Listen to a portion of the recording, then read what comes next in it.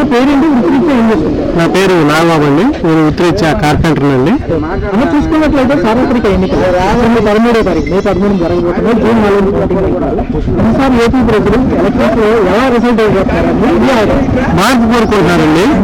నాకు తెలిసి చాలా వరకు చాలా మంది ఉన్నారు, చిన్న చిన్న పనులు చేసుకునే ఉన్నారు, కాంట్రాక్ట్ చేసుకునే ఉన్నారు, ఏ రకంగా చూసినా మార్పు కోరుకుంటున్నారండి. ఇప్పుడు ఉన్నదాని వల్ల మార్పు కోరుకుంటున్నారు ఏదైనా జనాభా. చూసుకుంటే సంక్షేమంతోనే ముందంజలో సంక్షేమం అంటున్నారండి, కరెక్ట్ అండి, కావట్లేదు. చాలా మంది అంతగా ఇబ్బంది పడిన చాలా మంది ఉన్నారండి, చాలా మంది ఉన్నారు. మనం చూసుకున్నట్లయితే మొన్న సంఘటన జరగడం జరిగింది. ఇక్కడ రాయితో పెట్టారు జగన్మోహన్ రెడ్డి గారి బస్సు యాత్రలో. దీన్ని ఆకతాయి చేసిన పని చాలా మంది అంటున్నారు. రెండోది కుట్రకోణం ఉందంటున్నారు. ఎలా కంపేర్ చేయాలి అంటే ఎలక్షన్ సక్సెస్ ఉన్నప్పుడు ఎలాంటి ఎందుకు జరుగుతుంది? ఇవన్నీ మనం ఏం చెప్పకూడదండి, ఏది చెప్పినా మనం ఎదురుగా వస్తుందండి. ఇంతకుముందు ఇలా ఎట్లాంటివి చాలా జరిగినాయి, అవన్నీ ఎలా ఉన్నాయో ఇవి కూడా అలాగే. అంతే, అంతకుమించి మనం ఏం చెప్పినా నెగిటివ్ గానే తీసుకుంటారు. అన్న మరి చూసుకుంటే జాతీయ స్థాయి ప్రాజెక్ట్ ఏదో పోలవరం కంప్లీట్ అవ్వలేదు. చూసుకుంటే కనుక ఏది ఎక్కడ కూడా కార్పొరేషన్ లోన్స్ కానీ ఇవి కానీ అన్ని తాకట్లో జరిగింది.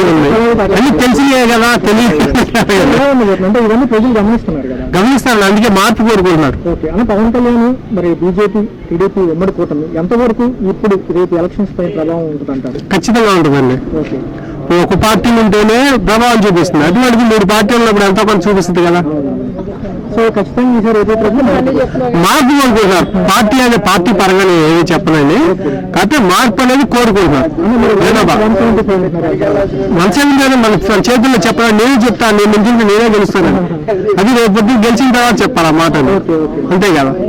నేను నుంచినప్పుడు నేనే చెప్తాను, నేనే గెలుస్తాను ఖచ్చితంగా గ్యారంటీ అని, కానీ గెలిచిన తర్వాత చెప్పాలి ఆ మాట అనేది. మరి డెవలప్మెంట్ పరంగా చూసుకుంటే ఐటీ సెక్టర్ లేదన్నమాట. చాలా మంది చెప్తారు, నాకు తెలిసిన వాళ్ళు చదువుకున్న వాళ్ళు, డిగ్రీ చదువుకున్న వాళ్ళు, ఇంకా పై చదువుకున్న వాళ్ళు, వాళ్ళకి ఏ ఒక్క జాబ్ రాలేదు. మరి వాళ్ళ పరిస్థితి ఏంటి? ఏం చేయాలి వాళ్ళు? వీళ్ళు ఇచ్చే వాలంటీర్ ఉద్యోగాలు 5,000 పని చేయాలా? 5,000 ఈరోజు ఏమొస్తున్నాయి చెప్పండి? ఇచ్చేవాన్నారు, 2 లక్షల ఉద్యోగాలు ఇచ్చేవన్నారా? దానివల్ల ఉపయోగం ఏంటి? మనం చూసుకున్నట్లయితే ఎలక్షన్ కమిషన్ కూడా పెట్టడం జరిగింది, చాలా వాదాలు జరుగుతున్నాయి. మరి దీన్ని ఎలా పరిగణించాలి?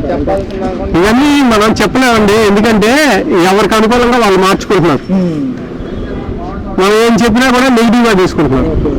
అందుకని వాళ్ళు ఎలక్షన్ కమిషన్ అనేది వాళ్ళకి తెలిసి వాళ్ళు ఎంతో అనుభవంతో చేస్తారు కాబట్టి వాళ్ళ మాట వింటాం సమంజసం అంతేనా.